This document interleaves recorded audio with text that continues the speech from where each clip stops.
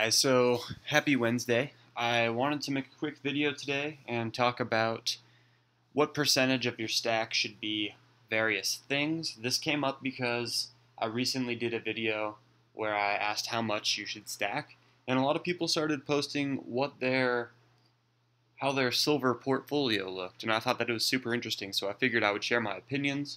I would do pros and cons on each of the different categories, and then I would give you my advice on how to stack those particular things, all depending on how you believe the market will react in the near future or in the long future. It kind of depends on, your situation and your goals. So I'd also like to say that yes, I will be giving you my advice, but you shouldn't just take my advice because I can't tell the future. So basically, I want to go through my stack. So we'll start off with poured silver. This is 5% of my stack, and I think the pros are that they're fun to collect, they have interesting stories behind them if they're vintage, or they are unique if they are new. They usually retain their premium regardless of the market. The only thing that's going to reduce the price of this bar is if spot price goes through the roof in like a shit hits the fan scenario, and in that case, you're not really going to lose your premium, but you're going to be in a well-situated place anyway because you have silver to begin with. But, for example, this bar is $250 right now. It will be $250 when spot hits 17 again. It will be $250 when spot hits 18 again, and it'll probably be $253 when spot hits 19. So this premium is a huge buffer for spot price. So my advice is to buy poured silver in a market that's highly volatile, kind of like now, where we're having dollar swings every week. And that's because the premium is generally locked in. I would also maybe advise that you buy poured silver, or you start venturing into poured silver when the buy price of silver is relatively high. And this means the premium will be buffered, and you will actually be buying that poured silver for the same price anyway, and then if spot price goes back down, you could trade it in for more ounces than you would have bought if you had just bought ounces that day instead of buying the poured silver. The next thing in my list here is junk silver. So I love junk silver, but it's not the majority of my stack. In fact, it's a very small portion of my stack. It's only 10% of my stack, but let's talk about the pros and the cons. The pros are it's easily recognizable. It's in fractional sizes. It's rarely faked. It has a pretty dang low premium, has a great history, and you can hold it without really worrying about the condition. And I'm not talking about numismatic coins here. I'm talking about junk, constitutional, 90% silver.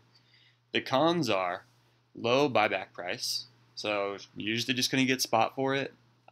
Maybe a tiny bit of premium. You might even lose. They might pay you a little bit less than spot. It's not as sought after as some of these other categories, and therefore it may be less liquid than other categories. And my biggest con with junk silver is in a scenario where there is a financial collapse, say it happens, you're going to need to convince some people that they're 90% silver. Not everybody knows that, and it requires some knowledge of olden times back when we had real money circulating that they are 90% silver. And so you may find yourself having to teach somebody about the silver content in the coin, and that's not always something that I want to do. My advice is to stack a fair amount of these because it's super cheap. It's a good way to stack weight, and it's usually genuine silver. It's hardly faked.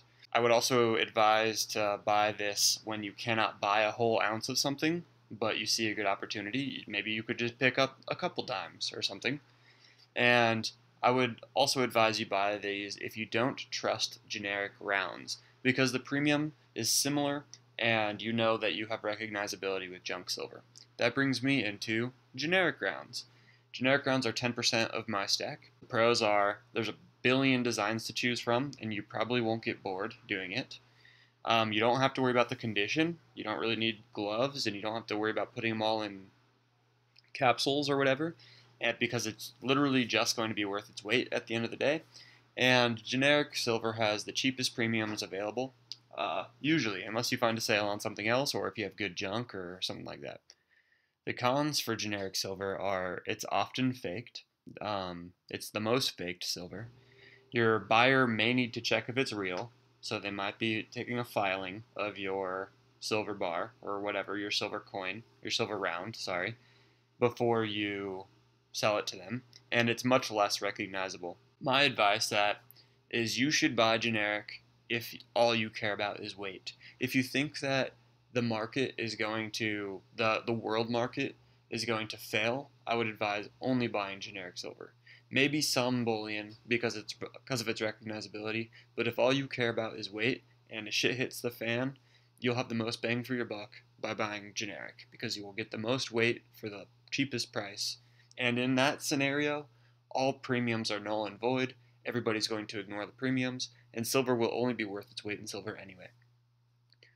My next category is semi-numismatics.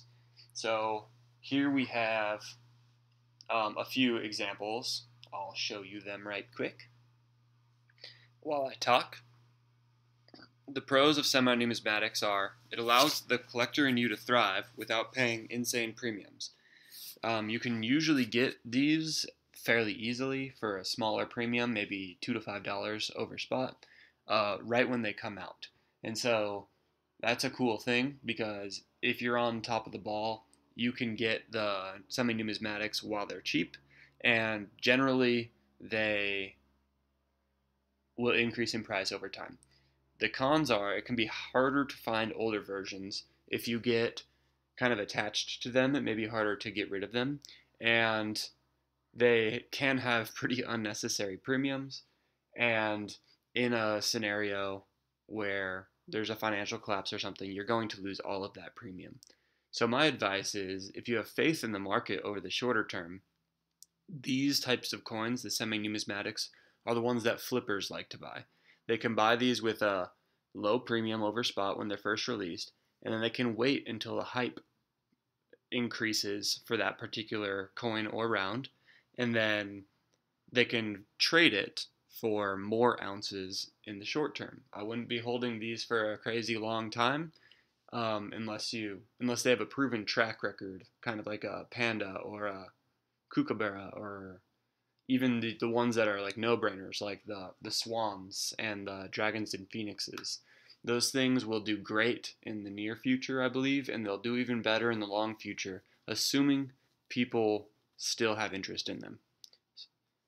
The biggest part of my stack is bullion. It makes up for 60% of my stack. The pros is that it's very recognizable, very obtainable, very liquid, and is generally accepted with a small premium attached. So these eagles, when you sell them to a coin dealer in a normal everyday market type of economy, you'll usually get like $1 over spot for it. So that's kind of cool. You get some of the return on your initial premium investment, if you will. The main thing here is that they're so liquid. No one's going to prefer to buy something more than bullion generally. If you're just going to your local coin shop or something, bullion is always going to be the easiest thing to sell. The cons are, though, that they have higher premiums than generic rounds. So this is where it kind of is up to you. How do you think the future looks? If you think we have an economic downturn, maybe you don't buy bullion and you do buy generic rounds instead. Or if you think that we're just going to keep living life like normal, then I would maybe invest in bullion because you're going to get some of your premium back. It still moves with spot as spot moves, and it's super liquid. It's the easiest thing to sell. I would say buy bullion if you're unsure about the future. Buy bullion if you have no radical thoughts about the market. Buy if you think that the other world markets will retain health in the future. Buy if you think that the dollar won't collapse and that because you'll still receive some of your premium back. If the dollar does collapse still, you've also taken a pretty low risk because losing $2 on your silver doesn't matter when you actually have silver. So that's also kind of a pro, I guess. And then buy if you want recognizability and you want liquidity. The next category is something that I can honestly say I don't have any of, except maybe you can make an argument that some of my coins are numismatic, but maybe not. So I'm going to say for now that I have 0% numismatics. But there are some pros. They're highly sought after from very particular buyers. You can almost choose the price you sell it for, as long as you're being fair. And you can almost choose the price and barter for the coin you want. So that's interesting. And it's not really affected by spot price at all, barring some crazy spot price. Numismatic coins are for coin collectors. These are collectibles and they're not necessarily hard, tangible assets. You're not really looking at your coin and saying, look, that's 25% silver weight or something, and it's worth this much in silver. Instead, you're looking at that coin and you're saying it's in pristine condition, it has a great history, and is highly sought after. So that's going to command a $1,000 price tag or something like that. That's an exaggerated thing, by the way. But anyways, the cons are obviously it's harder to sell, it's way less liquid, you need to find the buyer for it. It's not really an effective way to stack because the premiums are for just the premium alone on some of those coins, you could buy 100 ounces of silver. And you have to take great care of these coins.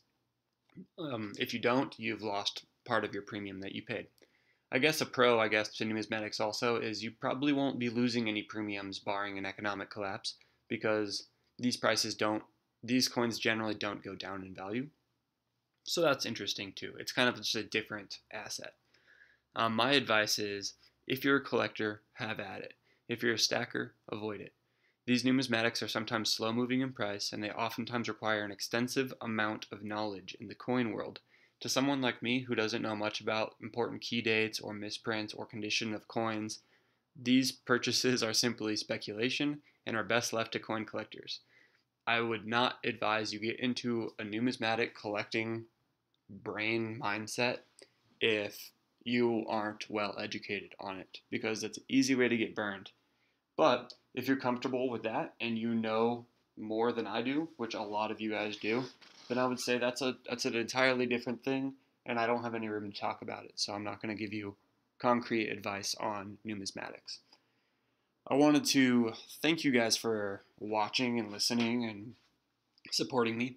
I wanted to remind you guys that there's a giveaway that's coming up very soon, so if you haven't taken part, go take part. It's to win some quarters, some 90% state-proof quarters. And I wanted to wish you guys a happy hump day. And once again, thank you. Take care.